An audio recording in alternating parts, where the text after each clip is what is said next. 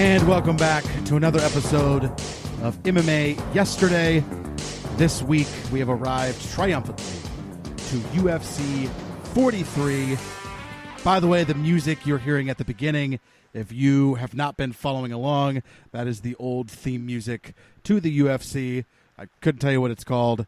Doesn't matter. We're not going to give credit. Joining me, per usual, again, I am Kyle Steele. This is the LoudMouth MMA Podcast Network, and joining me, as he does each and every week that we put out an MMA Yesterday, it is Keith Schillen. Hello, Keith. What's up, buddy? How you doing, man? This is a big one. This is a big one. This was for me, an unexpected card. I thoroughly enjoyed it. I thoroughly enjoyed the card. I know I'm giving away the ending a little bit, but it's hard not to. This was a fun card and quite a bit of history with it too. So a lot of very meaningful things, hence why you referenced the fact that, it was important. It was a big one. We have an awesome booth for this one. We got Joe Rogan. We got Goldie. Again, this is UFC 43. The name of the event was Meltdown, and if you don't think they squeezed Meltdown into every single empty space that they could, then you do not understand how the old UFC functioned. Because, boy, did they just squeeze it into every moment, to include, before announcing the main event, Bruce Buffer references Meltdown. I think it's something, I don't remember exactly what he said. I should have wrote it down, but it was something like, and now your main event, the Meltdown. Like he called it, I don't know why. There's nothing a meltdown about it. I don't know where that's even coming from.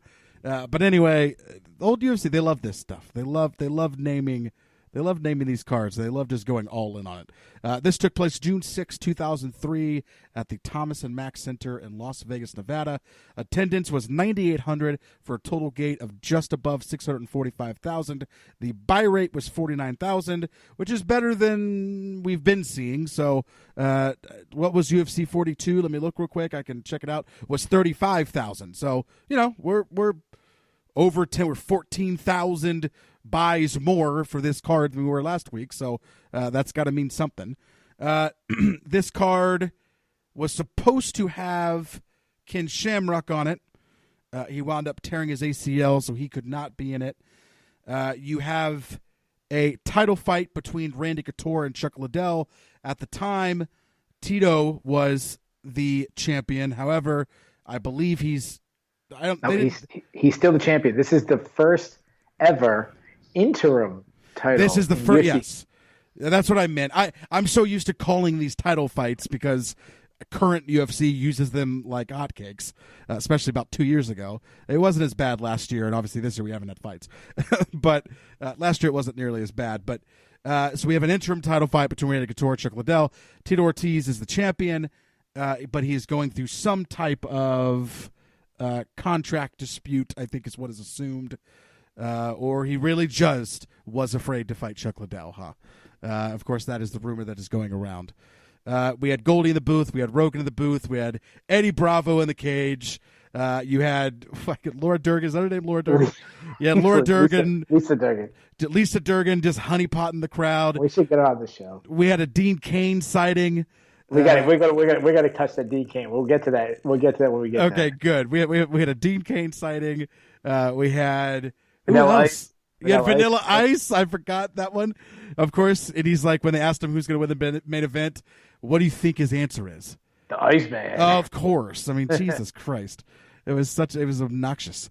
But this is a good card. So shall we start first fight of the main card? Hold on. I got to get some. Oh, yeah. Give it to me. Sorry. So you know I like doing this. So this card is loaded with talent. We had 4 guys who at one time in their career holds a UFC title, 3 guys who challenged for a title, and 1 guy who challenged for the super fight title. If you remember the old super fight title. Of course. And Danny Sheridan of USA Today, who does the odds, he went 3-1. So let's give him it. About time. Technically 3-1-1. Yes. About time. This card had a little bit of everything.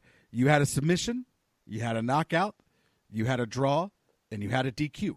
So we really ran the gamut on the main card, and then on the prelims you had a doctor stoppage. Oh wait! Let's do the prelims first.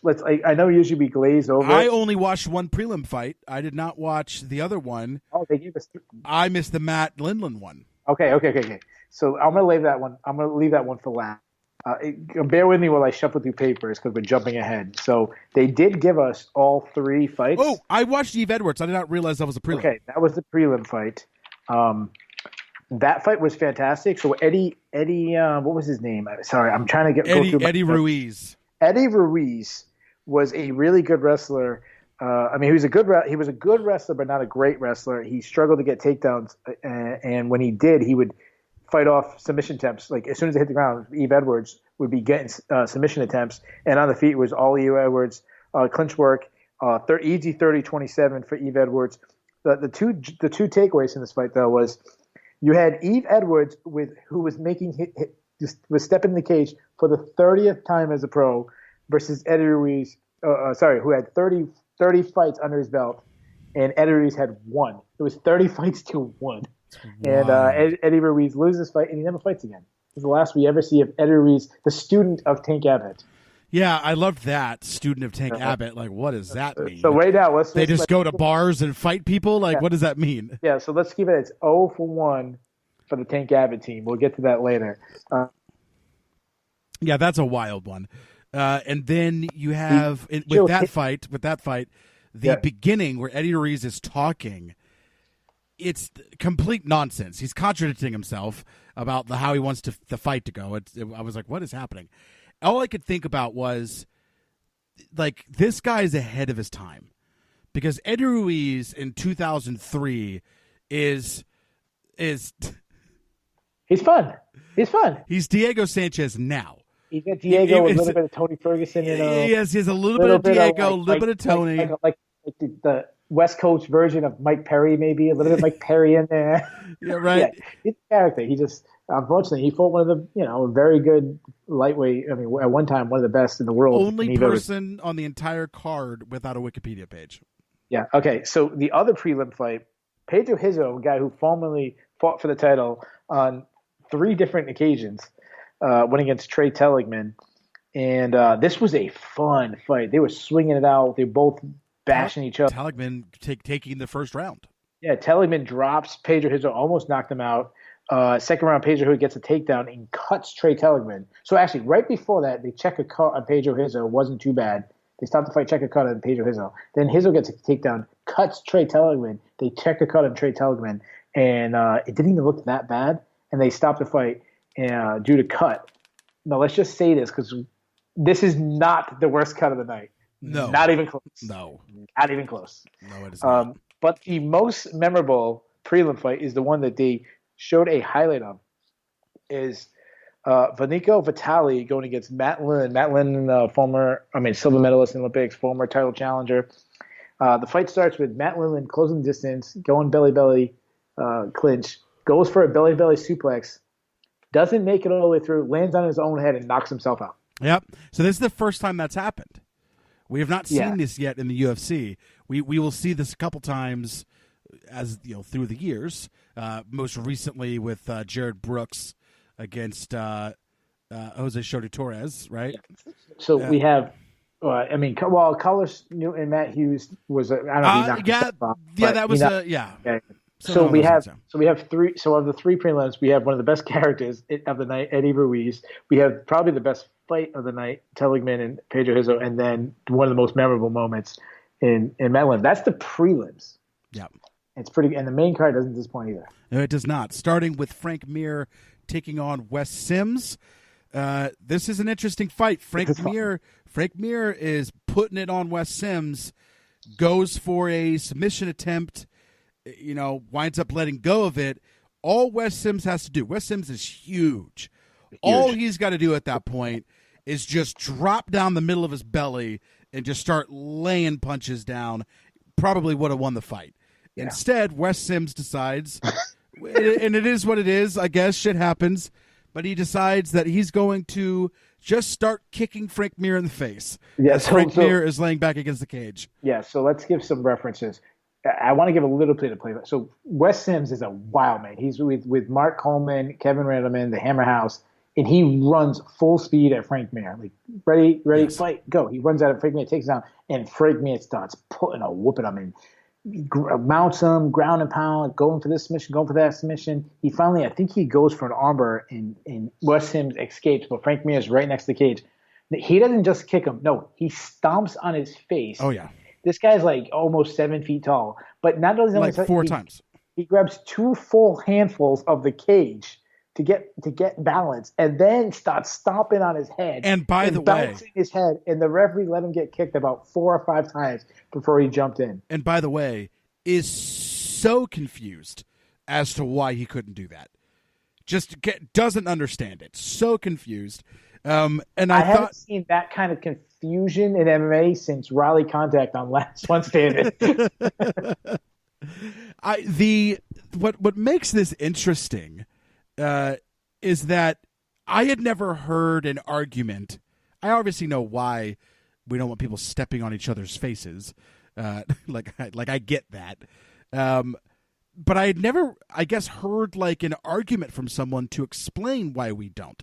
Outside of just, you shouldn't step on someone's face. That's kind of a crazy thing to have on network television. The look of it. The look of it. Outside of the look of it, I had never heard an explanation, and Joe Rogan gave one during that whole exchange after it was over. He said they allow that in Pride because they're in a ring, not an octagon. So when they're on the ground like that, their head isn't pressed up against a cage and trapped. And the other thing is you then also can't really grab a hold of something to put leverage on to then use that to pound down like you can in a cage. In a ring, it's going to move when you push down on it. You're not going to get a lot of leverage. Yeah. So I was I had never heard that articulated before. It's a good argument. True. It's a good point. So 2 things. Personally, that's a good point. The second thing, I love Pride. I've always loved Pride. When we finish the show, let's do a Pride version. But I've always hated the ring. I hate the ring. I don't think it's good for MMA. And I really don't believe anybody really likes the ring. I think it's just like a hipster response. It's not good. They had to restart guys and going through the cage. Going through the fence and the ropes, going underneath the ropes and shit. It's terrible. Anyways, moving. But just for the record, Frank Mir wins by DQ. Yes, wins by DQ, and rightfully so. And Frank Mir and Wes Sims start feuding with each other on the Underground and the old Sherdog form. I shouldn't say old, they're still there, but the Sherdog form way back in the day. And this becomes a heated rivalry. Do we see them again? We do. Okay, awesome. I have a feeling I know how it ends, but let's see. One of them was one of the greatest fighters of all time. The other one's Wes Sims. The other one you probably haven't heard of until tonight, right? The other one beat Joel Supernaw in the WEC, and that's like the only reason why I know who he is. Yeah. Okay, so moving on up, you had a heavyweight fight between Vernon White and Ian Freeman. We talked about fight of the night. This was fight of the night for me, more than likely. You had Vernon White, Ian Freeman, Vernon White. Call him Tiger White, I believe. Is that his nickname? Vernon Tiger White, yes. He's a student. He's one of the main students for Ken Shamrock. He replaces Ken Shamrock, who's supposed to fight Ian Freeman on this card. And Tiger White's a guy who fought in Pancrase. He's been around for a long time, just not in the UFC. Now, this fight, it's a fun fight. It's a back and forth. I thought this was a blast. We're not going to do the whole playbook because there's a lot of Vernon Tiger White had moments. Back and forth. Ian Freeman had moments. I thought the first round was close. I thought the third round was close. I thought the second round was fairly close, but probably Vernon White. I gave all 3 rounds for Vernon Tiger White, but it was close. How did you score it? I scored 30-27 for White. So one judge gave Vernon White 30-27, and that's where you are. Then one judge gave Ian Freeman 28-29. The other one gave him 29. No, wait. Sorry. I'm sorry. No. I did not. I'm sorry. I did not give Freeman White all 3. I actually gave Freeman the last round. Okay. I apologize. So 29-28 White is how I scored it. Okay. So the way the judges scored it was somebody gave Vernon White 30-27, somebody gave Ian Freeman 29-28, and then one judge was 29-29. So because of that, it became a majority draw or split draw. Became a split draw. I had it scored for Vernon White, but I can't say that I agree with Rogan, who immediately was saying that Vernon White was robbed. Robbery, no, not a robbery. It was a very close I mean, fight. the first and third you could give to Freeman. It was a fun. It's one of these forgotten fights. The sad thing is, this is actually the last time we see Ian Freeman in the UFC. He goes on, fights in like Cage Rage, just the local British scene for a long time. He ends up winning 6 out of his last 7 fights and then retires. So it's just crazy. Ian Freeman's kind of a crazy story. Where he's like the pioneer of English MMA. He was like the first guy. And he was very, very good. English MMA, they think of Michael Bisping. But, Ian Freeman, Mark Ware, I mean, these Lee Murray, these guys who were here before Michael Bisping. Yeah. But fantastic fight. Definitely worth going back and rewatching. You have Vitor Belfort making his return to the UFC. He's been away for quite some time. Of course, he's been fighting, just not in the UFC. And he's taking on Marvin Eastman. Beastman. Yeah, the Beastman. And this is... Can we give? We got to give it. Can I give play-by-play a little for a second? Absolutely, please. Okay, so this is what happened. You're the play-by-play. So okay, I'm going to give you a little play-by-play, which is funny because you're the one host. It's funny that I become the play-by-play. Yeah. So this is what happens. They both look at each other. Marvin Eastman, Jordan Breen used to always just let shirt up. He loves the feints. He's feinting like crazy, not throwing punches, just moving shoulders, feinting. And then Vitor Belfort grabs him to clinch, throws 2 knees, drops him immediately. Follows up with strikes, and then the referee jumps in and stops him.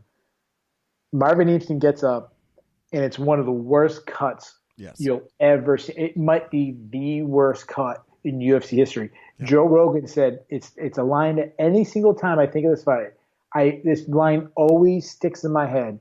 Joe Rogan says, it looks like he hit him with an axe. And it is perfect description. If you haven't seen Vitor Belfort and Marvin Eastman, watch it or just Google Marvin Eastman cut. It is one of the worst, maybe the worst cut in UFC history. Yeah, I'm about to say UFC, the fight in that Invicta fight, that cut that girl had recently. Yeah, that was a good one too. Was pretty wild. But yeah, as far as the UFC is concerned, it doesn't get much worse than this. And I'm not talking about like UFC 1 up to this point. I mean ever. Yeah. It's up there. If it's not number 1, it is in the conversation. It is that bad. 249 UFCs and all the fight nights and all the things in between. This one is right up there. And he's so confused as to why the fight stopped too. That's always so like interesting. It's an early stoppage. Yeah, he's real mad. Yeah. And his face is falling off. It's like, sit down, guy. What are you doing? It's a very quick fight, probably less than a minute. Yeah, but it was fun for that minute. You know, I liked the minute that it lasted. Moving on up, we have the co-main event between Kimo Leopoldo. Oh my gosh, I cannot pronounce his last name.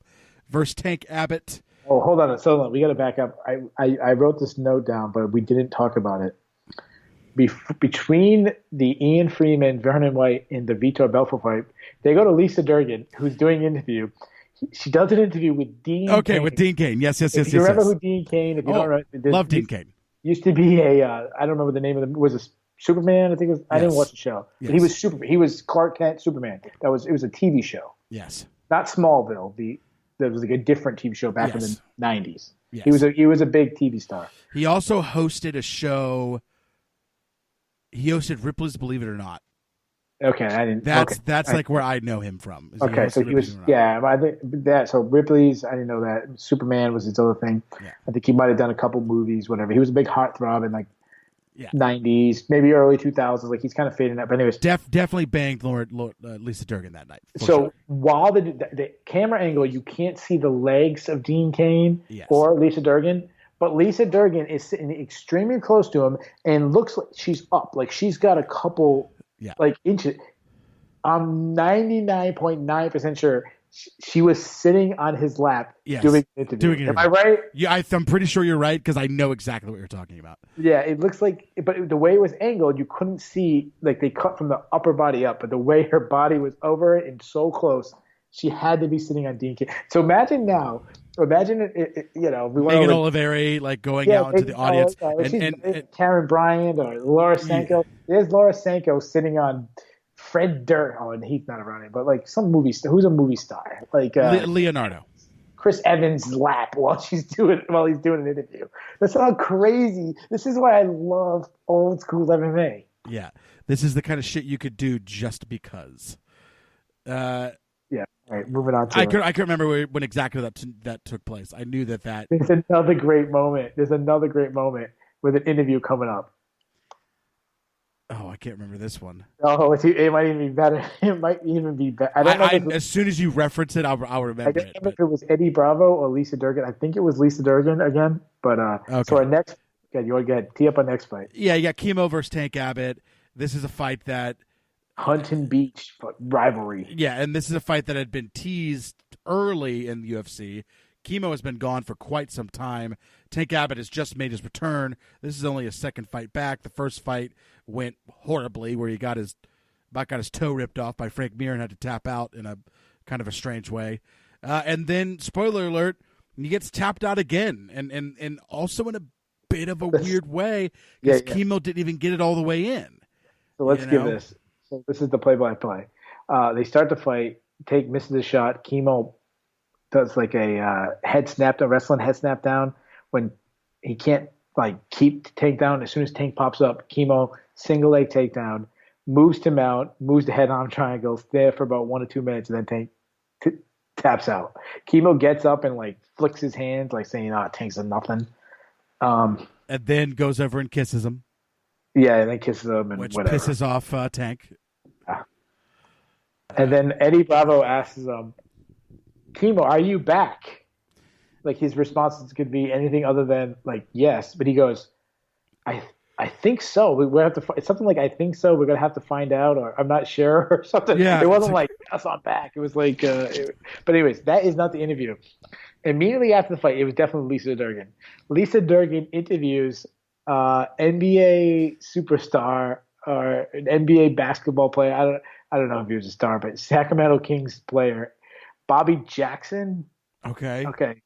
And the first thing she asked him is, Bobby, are you here? You're a fan of Tank Abbott. Are you or something like that? Oh, I remember this now. Yes. His response is, I ain't a Tank Abbott fan anymore.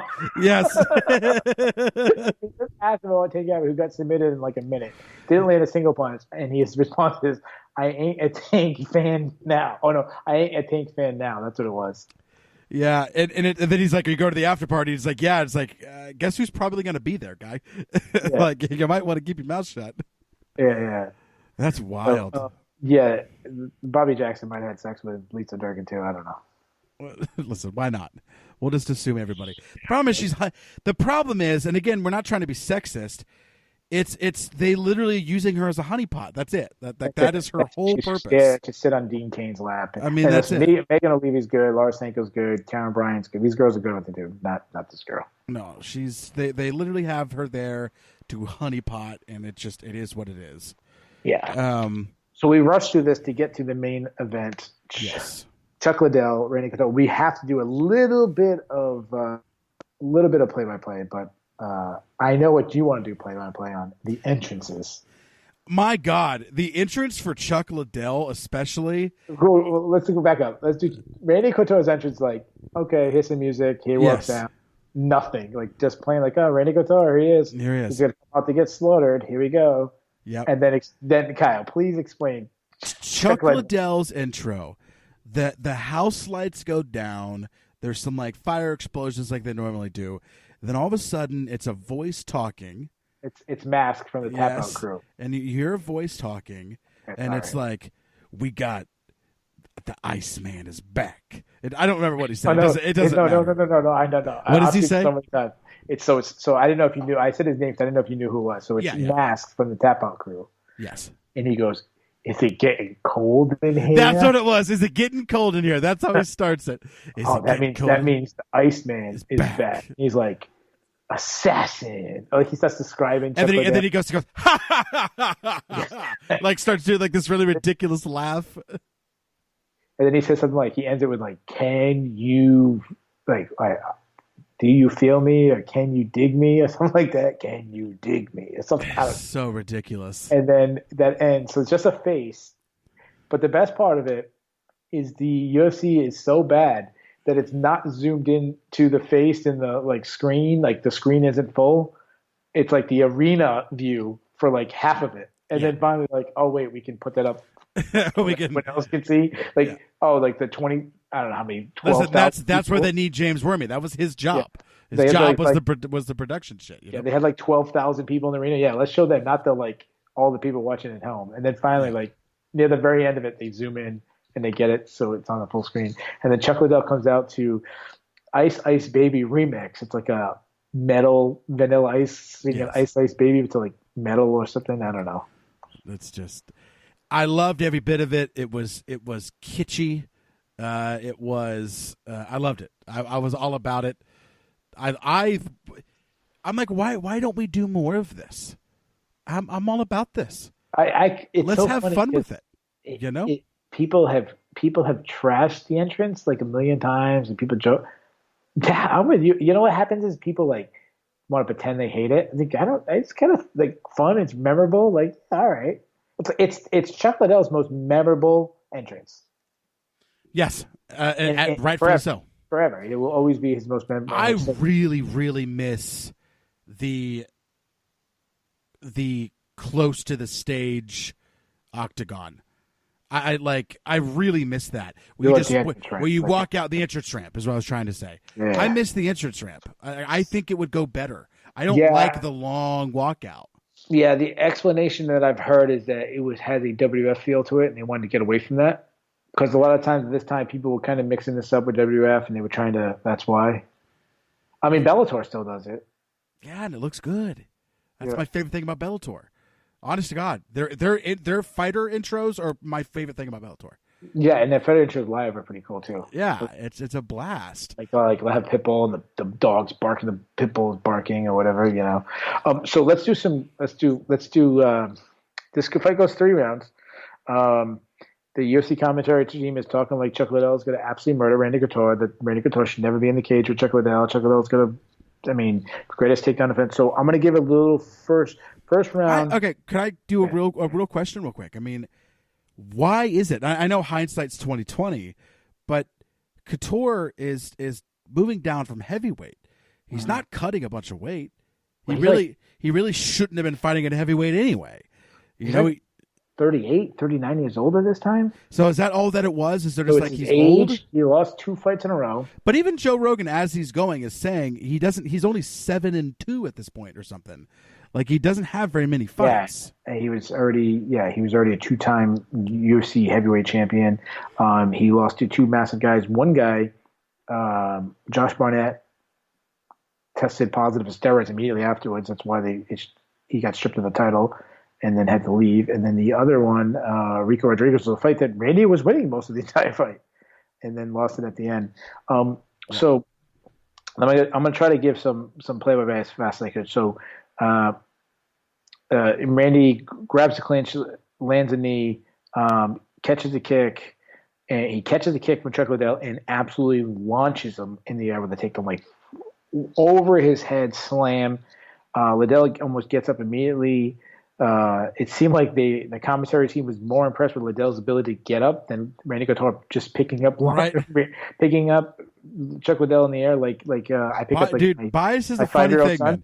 Bias is a funny thing. Yeah, it just excuses everything that you're doing. Yeah. So then they kind of break. Randy just pressures and stalks Liddell. Liddell throws his big long right hand. Randy just slips by it, shoots a double leg takedown, takes Liddell down, and kind of holds Liddell down for pretty much the rest of the round. Chuck Liddell gets up, but a lot of clinch battle against the fence, and the round ends. And Liddell he's surprised, he's frustrated. Like he gets up and Randy goes one way, and he just stands there and he like does that big like aggravated that like, and you could see he's frustrated. Second round comes, and suddenly Randy comes out firing. He's surprising Liddell with shots, overhand right, left hooks. Like Randy's landing, and I think what happens is Chuck starts worrying about the takedowns that Randy starts landing. As soon as Chuck Liddell like goes to open up, single leg takedown, Randy grabs the single leg and does that high kick out trip that slams him. And kind of wins around at the very end of the round. Liddell reverses the position, ends up on time, but it was too late. 10-9 round for Randy Couture. Third round, Randy Couture goes right back, starts picking apart Liddell, lands some big shots. Actually forces Chuck Liddell to go for a takedown himself. Misses it. Randy clinches, picks up Liddell again a second time and slams him hard. Moves as soon as they hit the ground. Chuck, like, I don't want to say he gave up, but like he was just beat. Like he was like, oh, he took that second, like, oh my gosh. And when he did that again, when you're getting beat up, like you're like, okay, I got one thing to bring to this table. If that one thing doesn't work out, I'm kind of screwed. Yeah. He was aggravated. Yeah. The third time. So what happens is Randy slams. As soon as he slams him, Liddell takes that like second to like, and Randy steps right to mount and then just starts punching him.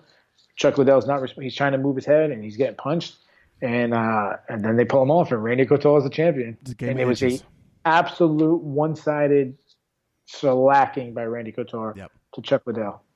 Yep, it is. It's a game of inches, and when you give up that little thing, even a moment that you're just like, ah, man, come on. It just, in that second, boom, it's taken advantage of. Mm-hmm. But yeah, with Chuck Liddell, you know, he comes into this knowing I'm going to have to keep him standing, you know, because if I don't keep him standing, it means I'm getting taken down over and over again, and I can't do that. So the only way I win this fight is I got to keep us on the feet as much as humanly possible. Well, Couture stayed on the feet as much as humanly possible and just pieced him apart. So when that's happening, when you got one thing to bring to the table and you're getting your ass kicked in that one thing, what are you going to do? You know, it's like... You know, when people bring up performances, when they say, hey, what's one of the most dominant, like, title-winning performances, and people throw in, like, Anderson Silva or Rich Franklin, which is usually my pick, or TJ Dillashaw against Henan Barrow. Now, you're saying dominant. You're not going to count like a Conor McGregor or Jose Aldo. No, kind of thing. The one that a lot of people bring up is Conor McGregor versus Eddie Alvarez, like from what they call it, from Bell to... What do they call it? Yeah. Belt boost or whatever. It's two rounds. Whatever. Just pure dominance. There's a saying in there. What's it? I forget what it's called, but it's like basically mean you beat their ass the entire time. Bell to bell.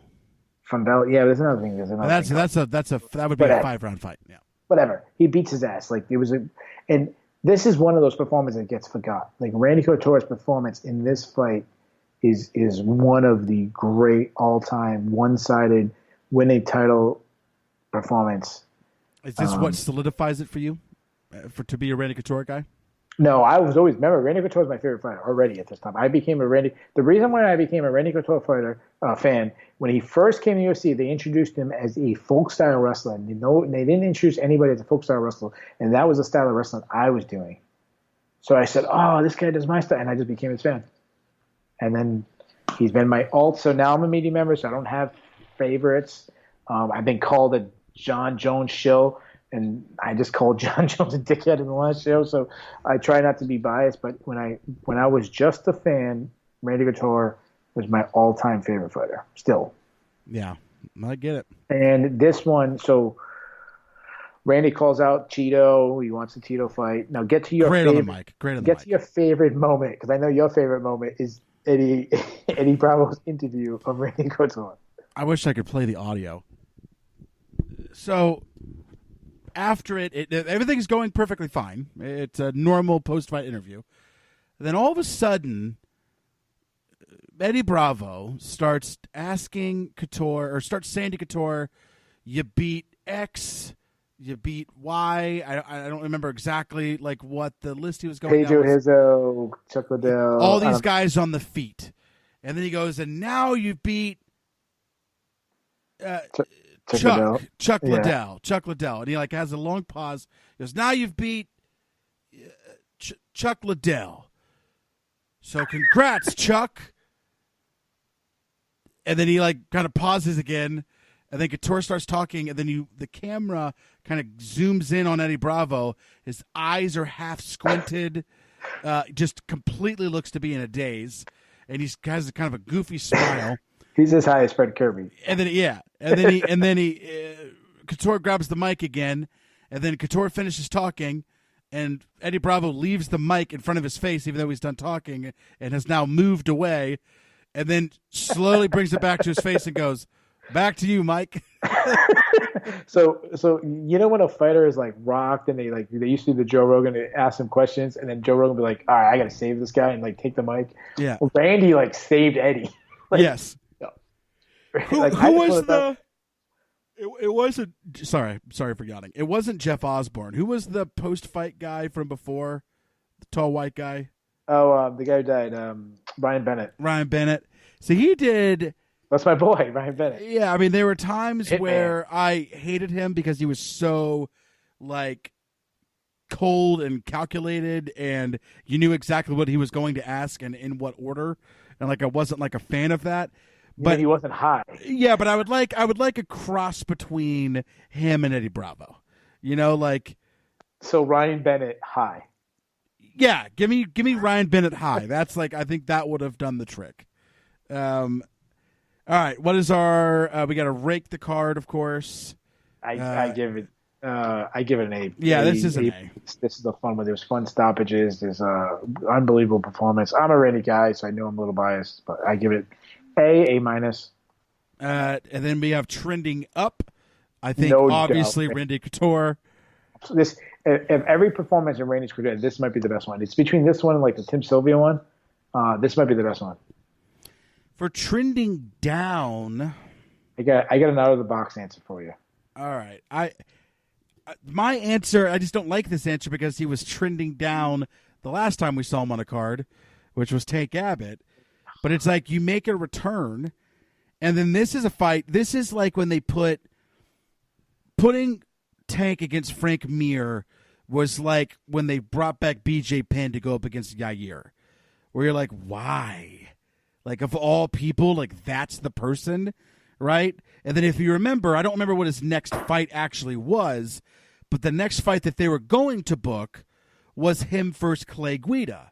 And you're like, okay, that makes sense. Like, Clay Guida should still beat the brakes off him, but that makes sense. I know there's a Dennis Seaver fight in there somewhere. Like a Dennis Seaver fight makes complete sense, exactly. This is a fight that makes sense for Tank.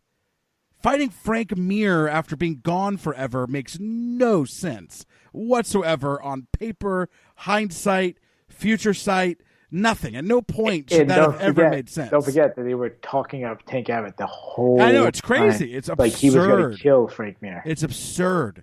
So then they wisen up a little bit. They're like, all right, we can't spoil the fact that we're like really using Tank's name quite a bit here. So let's give him an actual winnable fight here. Let's do what they did with BJ Penn. Yeah, we threw you in there with Yair. That was dumb. Here's Dennis Seaver. That fight makes a lot more sense. Yeah. You know, like. Well, the chemo one is like you still have a guy who's got the chemo. He's got a character. And then if Tank, they wanted Tank to win, but if Tank loses, still we build up another character. They can build him. They can So it was a kind of. This fight kind of worked out for him. But it's like, but for Tank, if you're not winning this fight, you're not winning anything. So. You know, it really spoils the return pretty badly. Even if he goes on to win after this, it almost doesn't really matter. You know, because it's like you've already proven that you don't belong. Like you have aged out of this process. When you were doing it, the competition wasn't nearly what it is now, and it is what it is. So I would say he's trending down. What is your out of the box answer? My trending down, and I think the Tank losing goes with it, but the UFC plans was trending down. They were planning on Chuck Liddell winning. They were planning on making Chuck Liddell versus Tito. Remember this? They were building this for a while. Chuck Liddell took a step back, let Ken Shamrock fight. Tito smashing Ken Shamrock actually worked out perfect because, you know, that fight was their biggest fight at the moment. They still have the guy, Chuck Liddell, thing to start. They have this feud, former friends, former training partners. That was their plan. And then the old 38, 39, 40, I don't even know how old Randy Couture is at this time. He comes in and he ruins the plans. So trending down was the UFC plans. Yeah, I will agree with you. Let's rank. Well, we already did that. We already rated the card. We gave our trending up, trending down. let's take a preview of UFC 44. Anything else on UFC 43 we want to hit before we go? No. I think the big winners were obviously Randy Couture and Dean King. We have a unifying fight. We have a unifying fight between Tito Ortiz and Randy Couture next week. Our favorite, Tito. Our favorite. We have a unifying fight between those two gentlemen. We have the heavyweight champion Tim Sylvia taking on Gan McGee. Wow. This is a fantastic card. Do you know who makes their long-awaited two of my favorite? Actually, that's actually like four guys making their debuts. Did we see Rich Franklin already? We did. We have. But so I think this is the debut of Karo Parisian, who was one of my all-time favorites. I was just wondering if it was. But the bigger all-time, I think we saw him once before. Bigger debut. Did you catch the other guy who's making his debut? No. On the prelims. You'll notice. Oh, here, give me 1 second. That is his UFC 44. And then we have a Nick Diaz debut on the prelims against Jeremy Jackson. But that's a prelim fight. Hopefully they show it. Fight against each other. Their third fight, their trilogy fight would happen in the UFC. Yeah, I like this a lot. Yeah. This is a fantastic card. Oh, wait. Let's get out of here. Before we start giving stuff away? Yeah, it's a good card, though. This is a very, very good card. I'm reading it something else that was on here, which is pretty fascinating. We'll talk about that next week. All right, cool. So there we go. This is it. We got Eddie Bravo back next week, so I'm excited for that. I assume we have Joe Rogan back for next week. I'm excited to hopefully get a chance to see Nick Diaz. I'm hoping we actually air that fight on the card because that'll be fun, a fun history thing that I haven't done yet. So we will get to you guys next week. Thank you for tuning in to this very, very, very specific show. So if you're enjoying it, let your other very, very, very specific friends know. And we will see you guys next week.